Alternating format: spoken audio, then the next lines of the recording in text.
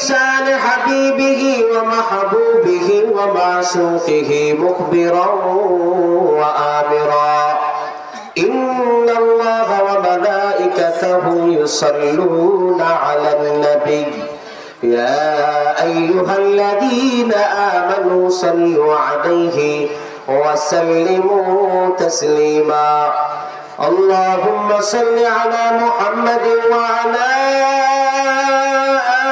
آل محمد كما صليت على إبراهيم وعلى آل إبراهيم إنك حميد مجيد اللهم بارك على محمد وعلى آل محمد كما باركت على إبراهيم وعلى آل إبراهيم إنك حميد مجيد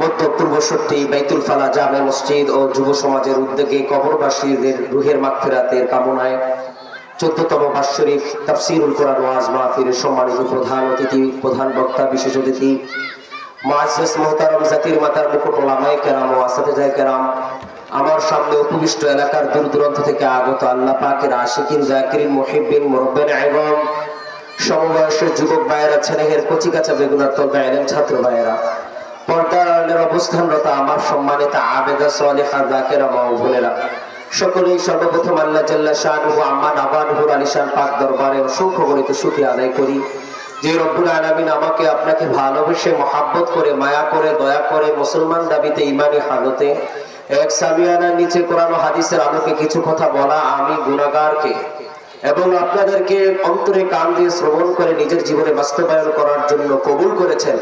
সেই জন্য শরীরের সবটুকু শক্তি কণ্ঠে ঢেলে দিয়ে জোরে সোরে আল্লাহকে খুশি করার লক্ষ্যে, বাতিলের মস্তককে কাঁপিয়ে তোলার লক্ষ্যে একবার জোরে সোরে বলি আলহামদুলিল্লাহ।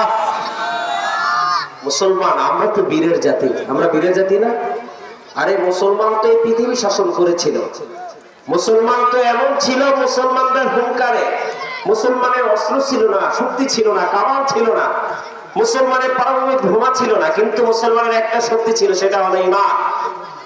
মুসলমান যখন ঈমানের শক্তিতে শক্তিশালী হয়ে আল্লাহ তাআলাকে খুশি করার লক্ষ্যে, বাতিলের মস্তককে কাঁপিয়ে তোলার লক্ষ্যে, গৌরগোবিন্দর মস্তককে কাঁপিয়ে তোলার লক্ষ্যে যখন একবার আল্লাহু আকবারের তাকবীর তুলেছে, আল্লাহ তাআলার তাকবীরের আওয়াজের এত পরিমাণ পাওয়ার ছিল, গৌরগোবিন্দর রাজ পেশাব ভেঙে চূর্ণ বিচূর্ণ হয়ে গেছে। বলেন সুবহানাল্লাহ।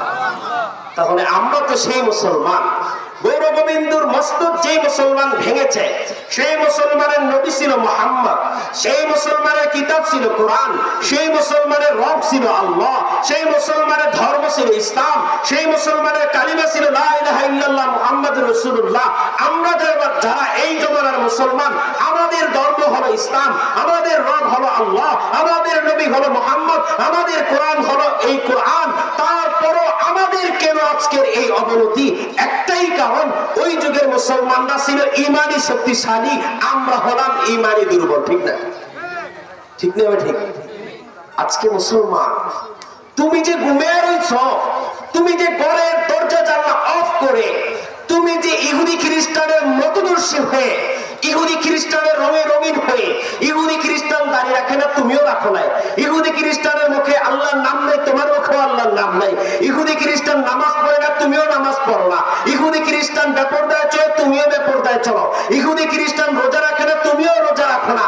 তুমি যে ইহুদি খ্রিস্টানের রঙে রঙিন হইয়া ঘরের দরজা জানলা বন্ধ করে, তুমি যে বেখেয়ালি অবস্থায় কবরবাসীদের মতো ঘুমন্ত অবস্থায় রয়েছ, গৌরগোবিন্দর যেই শক্তিশালী বাহিনী ছিল, মুসলমানরা ধ্বংস করে ফেলেছে, ওই গৌরগোবিন্দর চাইতে আজকে শক্তিশালী ইহুদি খ্রিস্টানদের পাওয়ার বেশি। অতএব তুমি যদি ঘুমায় থাকো, মিয়ানমারের মুসলমানরা ধ্বংস হয় নাই, তাদের দেশে তারা থাকতে পারছে, বাংলাদেশে চলে আসছে, আমরা তাদেরকে রোহিঙ্গা হিসাবে চিনি। তেমনি ভাবে স্পেনের মুসলমানরা টিকতে পারে নাই, জেসনিয়া বসনিয়ার মুসলমানরা টিকতে পারে নাই, আফগানিস্তানের মুসলমানরা টিকতে পারছে কি জন্য? ইসলামের পক্ষে থেকে আল্লাহ তাআলার কোরআনকে উঁচু করার জন্য, ইসলামকে বাস্তবায়ন করার জন্য সমূলে 20 বছর লড়াই করার পর আজকে আফগানিস্তানের মধ্যে ইসলামের আলো জ্বলে উঠেছে। ঠিক না? ঠিক। মুসলমান সাবধান, তোমার তো শক্তি নাই, তোমার তো কামানের শক্তি নাই, ভোমার শক্তি নাই। মুসলমানরা কোন দেশের প্রধানমন্ত্রী হতে পারে না, মুসলমানরা এলাকার চেয়ারম্যান হতে পারে না। আজকে যারা টুপিদারি পরে, আজকে যারা মসজিদের খতিব, আজকে যারা মসজিদের ইমাম, তারা এলাকার নেতা হতে পারে না। তারপরেও যদি মুসলমান, তোমাদের যে শক্তিটা রয়েছে মুখের শক্তি, তুমি মুখের শক্তি দিয়ে যদি এখনো শক্তিশালী না হও, তোমরা ইসরায়েলের মুসলমানের মতো, মায়ানমারের মুসলমানের মতো, চিশতিয়া মুসলিয়ার মুসলমানের মতো একদিন তুমি ভাঙালি ও ধ্বংস হয়ে যাইবা। অতএব আল্লাহকে খুশি করার জন্য, বাতিলের গুমকে হারাম করে দেওয়ার জন্য আরেকবার জোরে সোরে আল্লাহ তাআলার শুকরিয়া আদায় করতে পারবেন তো? আমি গরম আলোচনা করব, সময় আমার অল্প, মেহমান আসবো, আমি উঠে যাব, আমি বেশিক্ষণ আলোচনা করব না। পূর্বের বক্তা যে আলোচনা করেছে তার আলোকে কিছু কথা বলবো, তারপর আমি ছেড়ে দিব। মেহমান আমার চোখে আসবে মাত্র আমি ছেড়ে দিব। এই জন্য ভাই, আজকে যে আল্লাহ আমাকে কবুল করেছে, তুমি একটু চিন্তা করো, তোমার মতো আমার মতো কতই তো মুসলমান রয়েছে তারা নামাজ পড়ে না, কোরআনকে ভালোবাসে না। তোমার মনের ভিতরে আল্লাহর ভালোবাসা রয়েছে, আল্লাহর নবীর ভালোবাসা রয়েছে, তুমি কোরআনকে ভালোবাসো, ওলামায়ে কেরামকে ভালোবাসো। তুমি যে আজকে এখানে আসতে পেরেছো, এইটা তোমার শক্তিতে আসতে পারো নাই, আল্লাহ কবুল করেছে বিদায় তুমি আসতে পেরেছো, ঠিক না? ঠিক। আল্লাহর নবী বলেছে, আমি যে উম্মতের মাধ্যমে কল্যাণ চাই, আমি আল্লাহ তাআলা চাই যে উম্মতটা জান্নাতে যাক, আমি আল্লাহ চাই যার কবরটা সুন্দর হোক, আমি আল্লাহ চাই যার হাসরটা সুন্দর হোক, আমি আল্লাহ চাই যার ফজিলতটা সুন্দর হোক, আমি আল্লাহ চাই যার কবরের প্রশ্নগুলো সহজ হয়ে যাক, তাকে দিয়েই আমি আল্লাহ তাআলা দ্বীনের কাজ করাই। তাহলে আজকে যে আমি তুমি এখানে আসতে পেরেছি, আল্লাহ কবুল করেছে বিদায় আসতে পেরেছি, অন্যথায় না, ঠিক না? ঠিক। যদি আল্লাহর কবুলিয়াত না থাকতো, আমিও আপনি আসতে পারতাম না, আজকের এই আয়োজন হইতো না। যেহেতু আল্লাহ কবুল করেছে, আল্লাহ যেহেতু আমাদেরকে কবুল করেছে, এই জন্য আল্লাহর প্রিয় বান্দা হতে পারবো তো ইনশাআল্লাহ। জোরে সরে বলে আলহামদুলিল্লাহ। এই উপস্থিতি, আমাদের মনে, অনেকের মনে একটা খটকা থাকে, আরে আমি তো মুসলমান, আজকে যে হুজুরগুলো আজকে এখানে আলোচনা করবে, এই হুজুরের যেমন দুইটা হাত, আমারও তো দুইটা হাত। আজকে যে হুজুর কোরআন নিয়ে কথা বলবে, আজকে যে হুজুর এখানে কোরআন হাদিসের কথা বলে আমাদের চোখে পানি চলে আসে, সেই হুজুরও তো এক মায়ের সন্তান, আমিও তো এক মায়ের সন্তান। আমি কেন এমন হলাম, হুজুরে কেমন এমন হলো? এটা অনেকের প্রশ্ন জাগে না? জাগে কি জাগে না? এই যে ভাই, দুনিয়ার সিস্টেমটাই এরকম, কেউ কোরআন পড়বে, কেউ ব্যবস্থা করে দিবে, কেউ মাদ্রাসায় পড়বে, কেউ মাদ্রাসা পরিচালনা করবে। এক ব্যক্তি যদি মাদ্রাসায় পড়ে, আবার সেই যদি মাদ্রাসা চালায়, এটা সম্ভব না। মাদ্রাসার ছাত্ররা পড়বে, আপনারা যারা এলাকাবাসী রয়েছেন, আপনারা ব্যবস্থা করে দিবেন। টিনটা ফেটে গেছে, টিনের ব্যবস্থা করে দিবেন। কলটা নষ্ট হয়ে গেছে, কল লাগায় দিবেন। ফ্যানটা নষ্ট হয়ে গিয়েছে, ফ্যানটা আপনি ঠিক করে দিবেন। ওই বান্দা কোরআন পড়ে 24 ঘন্টা নবীর হাদিস পড়ে যেই পরিমাণ সওয়াব পাবে, আপনি আল্লাহ তাআলার বান্দাদেরকে শান্তিতে বসবাস করার জন্য, কোরআনকে সুন্দরভাবে শিখার জন্য যে ফ্যান ঠিক করে দিয়েছেন, টিন ঠিক করে দিয়েছেন, আপনিও সমপরিমাণ সওয়াব পাবেন। বলেন না সুবহানাল্লাহ। খটকা থাকবে আমাদের মনে, দুর্বল আর হবে না। যখন আপনি পড়তে পারলেন না, মনে অনেক বড় কষ্ট, হায় রে কোরআন পড়তে পারি নাই, কোরআন যদি পড়তে পারতাম। আজকে কত মুরব্বী তো রয়েছে আমার মতো, কোরআনের হাদিসের আলোকে কত কথা বলে, আমার নাতির মতো কত আলেম রয়েছে যারা কোরআন হাদিসের কথা বলে, তিনি কথা বলতে পারে না। তাকে বলবেন, নাতি রে তুই তো পারস না, যারা পারে তাদেরকে ভালোবাসো, যারা পারে তাদেরকে পরনের ব্যবস্থা করে দাও। একটা এতিম ছেলে পাঞ্জাবি বানাইতে পারে না, তুমি একটা পাঞ্জাবি কিনে দাও। খাইতে পারে না, 10 টাকা দিয়ে হেল্প করো। পরীক্ষার ফিস দিতে পারে না, 500 টাকা দিয়ে তুমি হেল্প করো। তার পরিবারের মধ্যে বছরে একবারও গরু গোস্ত খেতে পারে না, কোরবানি দিচ্ছ, তাকে খুঁজে খুঁজে তুমি একটু 1 কেজি 2 কেজি গোস্ত দাও। আমার আল্লাহ তাআলা দেখতেছেন, আমার আল্লাহ তাআলা ফেরেশতাদেরকে বলছে, ওই বান্দাকে ও এত মহব্বত করে কেন? টাকা দেয়, জামা কিনে দেয়, কোরআন শরীফ কিনে দেয়, গোস্ত দেয়। আমার ফেরেশতারা বলবে, আল্লাহ গো, ওই কোরআন পড়ে, হাদিস পড়ে, তোমার দ্বীনকে জিন্দা করার জন্য জীবনের শুরু থেকে মৃত্যু পর্যন্ত শপথ করে মাদ্রাসায় ভর্তি হয়েছে, ওকে খুশি করার জন্য, আপনার নাজাত পাওয়ার জন্য এই বান্দাটা এগুলো করতেছে। আমার আল্লাহ বলবে, ফেরেশতা শুনে নাও, ওই বান্দা যেই পরিমাণ সওয়াব কামাই করবে, তার পার্সেন্টেজ ওই বান্দাকেও দিয়ে দেবো। সুবহানাল্লাহ। তাহলে আপনারা মাদ্রাসা ছাত্রকে ভালোবাসবেন তো? আমি একটা আয়াত পড়েছি, ইল্লা মান তাবা ওয়া আমানা ওয়া আমিলা আমালান সালিহা ফাউলাইকা ইউবাদদিলুল্লাহু সাইয়্যাতিহিম হাসানাত ওয়া কানা আল্লাহু গফুরুর রহিমা ইল্লা মান তাবা ওয়া আমানা ওয়া আমিলা আমালান সালিহান যেই বান্দা তওবা করবে ওয়া আমিলা সালিহান এবং নেক আমল করবে ফাউলাইকা ইবাদদিলুল্লাহু সাইয়্যাতিহিম হাসানাত আমার আল্লাহ তাআলা তার পাপগুলোকে গুনাহগুলোকে পরিবর্তন করে সওয়াবে পরিণত করে দিবে বলেন না সুবহানাল্লাহ আপনি 30 বছর নামাজ পড়েন নাই আপনি 20 বছর নামাজ পড়েন নাই মনে বড় অনেক আশা হায়রে আমি তো অনেক গুনাহ করে ফেলেছি আছে না আমরা যারা গুনাহ করেছি আমাদের মনে একটা দুঃখ থাকে না হায়রে মরার পর কি জান্নাতে যেতে পারবো কি পারবো না এই আশা নিয়ে যখন তওবা করবেন নেক আমল করবেন আমার আল্লাহ তাআলা ফাউলাইকা ইবাদদিলুল্লাহু সাইয়্যাতিহিম হাসানাত আপনার পাপগুলোকে গুনাহগুলোকে নামাজ না পড়ার গুনাহগুলোকে রোজা না রাখার গুনাহগুলোকে হজ না করার গুনাহগুলোকে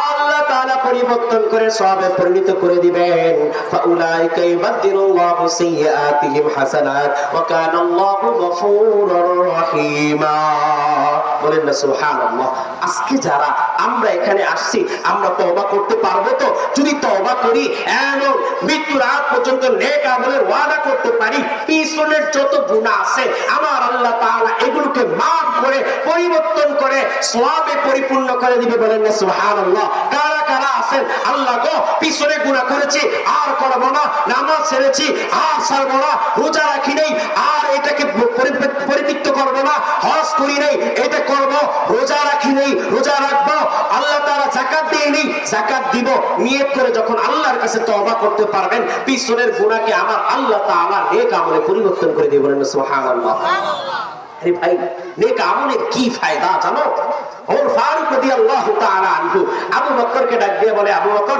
তোমার সারা জীবনের আমল আমি চাই না আমি চাই তোমার এক রাতের আমল বিনিময়ে আমি আমার জীবনের যত আমল আছে সব তোমাকে দিয়ে দেব আবু বকর বলতেছে তুমি আমার এক রাতের আমল নিবা তুমি তোমার জীবনের আমল দিয়ে দিবা কি তুমি আবু বকর এই কথা শুনে আশ্চর্য হয়ে গেল তুমি আমার এক রাতের আমল নিবা তোমার জীবনের সমস্ত আমল দিয়ে দিবা সেই রাতটা কোন দিন আবু বকরের এই কথা শুনে ওমর ফারুক রাদিয়াল্লাহু তাআলা আনহু ডাক দিয়ে বলতেছে ভাই আবু বকর শোনো আমার নবী বিশ্বনবী হযরত মুহাম্মদুর রাসূলুল্লাহ সাল্লাল্লাহু আলাইহি ওয়াসাল্লাম কালিমার দাওয়াত দেওয়ার জন্য মক্কার অলিতে গলিতে ঘোরা শুরু করে দিয়েছেন সাহাবায়ে কেরামদেরকে নিয়ে যান ফজরের পরে দাওয়াত দেন মানুষগুলো মানে না যোহরের পরে দাওয়াত দেন মানুষগুলো মানে না আসরের পরে দাওয়াত দেন মানুষগুলো আল্লাহর নবীর দাওয়াত মানে না মাগরিবের পরে না দাওয়াত দেন মাগরিবের পরে দাওয়াত মানে না এশারের পরে দাওয়াত দেন এশারের পরে মানুষ দাওয়াতগুলো মানে না আল্লাহর নবী একদিন দুই দিন না প্রায় অনেক বছর ধরে দাওয়াত দিচ্ছে কাফেরগুলো আল্লাহর নবীর দাওয়াত তো কবুল করেই না বরং আল্লাহর নবীর শত্রুতায় লিপ্ত হয়ে গেছে নবীজি আশা করেছিল হায়রে আমার জন্য ওই মক্কা আমি এই মক্কার মানুষদেরকে দাওয়াত দিব আল্লাহ তাআলার পরিচয় তাদের সামনে প্রকাশ করে দিব মানুষগুলো আল্লাহ তাআলার উপরে ঈমান এনে জান্নাতি হয়ে যাবে নবীজির আশাটা ভেঙে গেল নবীজি দেখলো কাফের মুশরিকরা আল্লাহর নবীর দাওয়াত তো কবুলই করে না বরং আল্লাহ তাআলার নবীর বিরুদ্ধাচরণ করা শুরু করেছে নবীকে মারে নবীকে কিভাবে মারে যুবক তুমি জানো যে নবী তোমার জন্য এত কষ্ট করেছে সেই নবীকে তারা পথের মধ্যে গর্ত করে গর্তের মধ্যে ফালা মারার ফন্ডিয়াত করে রাস্তার মধ্যে কাটা পিছে নবীকে মারার ফন্ডিয়াত করে নবী যখন সিজদা দেয় উটের পচা নারী বুড়িগুলো নবীর পিঠের উপরে দিয়ে নবীকে মারার চেষ্টা করে এমন ভাবে ষড়যন্ত্র স্টিম রোলার নবীর উপরে চালু করে দিয়েছে নবী আল্লাহকে ডাক দিয়ে বলে মালিক তুমি আমার বাবাকে আমার জন্মের আগে নিয়ে গেছো আমার মাকে আমি বেশি দিন পাই না আমার মাকেও তুমি নিয়ে গেছো আমার দাদা ছিল গার্জিয়ান দাদাটাকে তুমি আমার বাল্যকালে নিয়ে গেছো আমার চাচা ছিল চাচা আমার থেকে নিয়ে গেছো আমি মক্কার মানুষদেরকে নিজের পরিবার মনে করে দাওয়াত দেই মক্কার মানুষগুলো আমার দাওয়াত গ্রহণ করতে চায় না আল্লাহ মক্কার মানুষগুলো আমাকে মারে মক্কার মানুষগুলো আমাকে গালি দেয় মক্কার মানুষগুলো আমাকে কষ্ট দেয় আল্লাহ কাছে যখন নবীজি এই কথা বলল, নবীজির পাল্ল ছেড়ে যায়েদকে ডাক দিয়ে বলে, যায়েদ রে, মক্কার মানুষ আমার দাওয়াত গ্রহণ করবে না, চল চল চল আর দুধ মায়ের এলাকা, আমি দুধ মায়ের এলাকা তাইফে চলে যাই, সেখানে যে মানুষকে দাওয়াত দিব, হয়তো বা দুধ মায়ের এলাকার মানুষগুলো আমার দাওয়াত গ্রহণ করে নেবে, আমাকে মুহাম্মদ হিসাবে মেনে নেবে, আমার রবকে আল্লাহ হিসাবে মেনে নিবে। এই মনে করে আশা নিয়ে তিনি তায়েফের ময়দানে চলে গেল। তায়েফে যায় তায়েফবাসীদেরকে ডাক দিয়ে বলে, তায়েফবাসী শোনো শোনো শোনো, তোমরা যে ভ্রান্ত ধর্ম রয়েছে এটার মাধ্যমে তোমরা জাহান্নামে যাইবা, আমি নবী যে ধর্ম নিয়ে আসছে এটার মাধ্যমে তোমরা জান্নাতে যাইবা। জানো জান্নাতে কি আছে? জান্নাতে অনেক নাজ নিয়ামত আছে। এই নাজ নিয়ামতের কথা কোনো মাথা চিন্তা করতে পারে না, কোনো কানে শুনে নাই, কোনো চোখ দেখে নাই, কোনো ব্রেন শক্তি অনুভব করতে পারে না, এত পরিমাণ নাজ নিয়ামত আছে। তায়েফবাসীদেরকে বলল, তায়েফবাসীদেরকে ডাক দিয়ে বলতেছে, ও তায়েফবাসী শোনো, আমি মুহাম্মদকে যদি রাসূল হিসেবে মেনে নাও, আমার রবকে যদি এক ইলাহ হিসেবে মেনে নাও, তাহলে তোমরা নাজাত পেয়ে যাইবা। তায়েফবাসীরা বলতেছে, মুহাম্মদ রে, তোর অনেক মহব্বত করতাম, অনেক ভালোবাসতাম, কেননা তুই হালিমার থেকে দুধ পান করেছ, কিন্তু দেখি তুই আমার বাপ দাদার ধর্মের বিরুদ্ধাচারণ করো, তুমি আমার বাপ দাদার ধর্মের বিরুদ্ধাচারণ করো, আর তুমি আমাদের ধর্মের বিরুদ্ধাচারণ করো, তুমি তো আসল ভালো মানুষটা, তুমি হলো খারাপ মানুষ। তায়েফের বাসী মানুষগুলো এই এলাকার যত যুবক ছেলে মেয়েদেরকে রয়েছে তাদেরকে বলতেছে, মুহাম্মদের পিছনে পাথর মারো, তাদেরকে পাগল বলে তারাও এইভাবে তায়েফবাসীদের ছোট ছোট বাচ্চারা নবীর গায়ে পাথর মারা শুরু করেছে। নবী টিকতে পারে নাই, নবী হযরত যায়েদ রাদিয়াল্লাহু তাআলা আনহুকে নিয়ে সামনে বাড়ি, তায়েফের দুষ্ট ছেলেমেয়েরা সামনে থেকে পাথর মারে, পিছনে তাকায় আবার পিছন থেকে মারে, ডান থেকে মারে, বাম থেকে মারে, নবীর রক্তাক্ত হয়ে গেল। যায়েদ রাদিয়াল্লাহু তাআলা আনহু নবীজিকে গার্ড দেওয়ার জন্য দুই হাত প্রসারিত করে দিয়ে তায়েফবাসীদেরকে বলতেছে, তায়েফবাসী তোরা যদি আমার নবীকে মারতে চাও, আমি যায়েদের গায়ে এক ফোঁটা রক্ত থাকা সত্ত্বেও এটা সম্ভব হবে না, আমি যায়েদকে তোরা মেরে ফেল, আমি যায়েদের কোনো মূল্য নাই, কিন্তু যেই নবীকে আমার আল্লাহ তাআলা রাহমাতাল লিল আলামিন হিসেবে পাঠাইছে, সেই নবীর গায়ে তোরা হাত দিস না। আমার নবীকে মারতে মারতে বেহুশ করে ফেললো। নবীজি মক্কার মানুষের কাছে সাড়া পাইল না, তায়েফের মানুষের কাছে সাড়া পাইল না, নবীজি অনেক কষ্ট পাইলেন। আল্লাহ তাআলা নবীর এই দৃশ্য দেখে নবীকে ডাক দিয়ে বলে, নবী গো, আপনাকে আমি হিজরত করাবো, আপনাকে আর এখানে রাখবো না। সিদ্দিক আকবরকে ডাক দিয়ে বলতেছে, ওরে সিদ্দিক শোনো শোনো শোনো, আমার আল্লাহ তাআলা আমাকে হিজরত করাবে, মক্কা থেকে মদিনায় নিয়ে যাবে, আর তুমি আবু বকর হলা আমার সফর সঙ্গী। বলেন না সুবহানাল্লাহ। সফর সঙ্গী কে? আবু বকর। আবু বকরকে নবীজি যেদিন বলেছিল, সেদিন আবু বকর স্ত্রীকে যা বলল, রে স্ত্রী শোনো, নবীকে আল্লাহ তাআলা মক্কা থেকে মদিনায় নিয়ে যাবে, নবীজি আর মক্কায় থাকবে না, আর আমি নবীর সাথে যাব, অতএব আমি নবীর জন্য তৈরি হচ্ছি। নবীজি যেদিন থেকে বলেছে সেদিন থেকে আবু বকর একটি রাত ঘুমায় না, একটি রাত বিছানার সাথে পিঠ লাগায় না, প্রতিদিন রাত্রে দেয়ালের সাথে কানটা লাগায় নবীজির এলানের জন্য অপেক্ষা করে, কখন জানি নবীজি আয়েশা বলে, ওরে আবু বকর, আজকে আমার আল্লাহ তাআলা আমাকে অনুমতি দিয়েছে, আজকে আমরা রওনা শুরু করব। এই আশায় প্রতিদিন দেয়ালের সাথে কান লাগায় দাঁড়ায় থাকে। দুইটা উট তৈরি করেছিল, একটাতে নবীজি তৈরি করে যাবে, আরেকটাতে আবু বকর যাবে। আল্লাহর কি কুদরত, নবীর বরত্ব প্রকাশের জন্য ওই উটগুলো এক রাতের জন্য এক ফোঁটাও ঘুমায় নাই, তারা দুইটা মাস নবীর সম্মানে তারা দাঁড়িয়েছিল। বলেন না সুবহানাল্লাহ। এমন নবীর উম্মত, যেই নবীর উম্মতের, যেই নবীর ভালোবাসায় উট পর্যন্ত আল্লাহর নবী যেদিন বলেছিল, আবু বকর তোমাকে আমার সফর সঙ্গী বানাবো, আবু বকর সেদিন থেকেই দুইটা উট নির্ধারণ করলো, এই দুইটা উট নিয়ে আমি আল্লাহর নবীর সফরে রওনা হব। এই উটগুলো সামনে যায় বলল, উঠ রে, তোদের জীবন আল্লাহ তাআলা কবুল করে নিয়েছে, আল্লাহ তাআলা তোদেরকে এই আল্লাহর নবীর ভালোবাসার জন্য কবুল করেছে। আর আবু বকর আর ওই উটগুলোকে বলার মাত্রই উটগুলো আর রাত্রে ঘুমায় নাই। আমাদের বিশেষ আকর্ষণ চলে আসছে, আমি শেষ করে দিব। আবু বকর নবীর সাথে যেই রাতে মেরাজ করেছিল, ওই রাতের বিনিময়ে ওমর ফারুক নিজের জীবনের সমস্ত আমল দিয়ে দিতে চাইছিল। তাহলে বোঝা গেল আবু বকরের এক রাতের আমল সারা বিশ্বের সমস্ত মুসলমানের সারা জীবনের আমল এক পরিমাণ হতে পারে না। অতএব আমরা যারা গুনাহ করেছি, মনে দুর্বলতা রয়েছে, আমরা বলবো ভাই রে মনে দুর্বলতার কোনো কারণ নেই, সামনে রমজান আসতেছে, তওবা করার মতো তওবা করো, আল্লাহকে ডাক দিয়ে বলো আল্লাহ জীবনে নামাজ ছাড়বো না, সামনে রোজা আসতেছে একটা রোজাও ছাড়বো না, আমার আল্লাহর কাছে যদি তওবা করার মতো করতে পারো আমার আল্লাহ তাআলা তোমার পূর্বের পরে সমস্ত গুনাহ মাফ করে দিয়ে ওগুলোকে আমার আল্লাহ তাআলা আমলে পরিণত করে দিবে। রমজান মাসে নিজেকে প্রস্তুত করতে রাজি আছি তো? দুই হাত তুলে আল্লাহকে দেখান, আল্লাহ গো সবার হাতগুলোকে আপনি কবুল করে নেন, বলেন আমিন। আসসালামু আলাইকুম ওয়া রাহমাতুল্লাহি ওয়া বারাকাতুহু।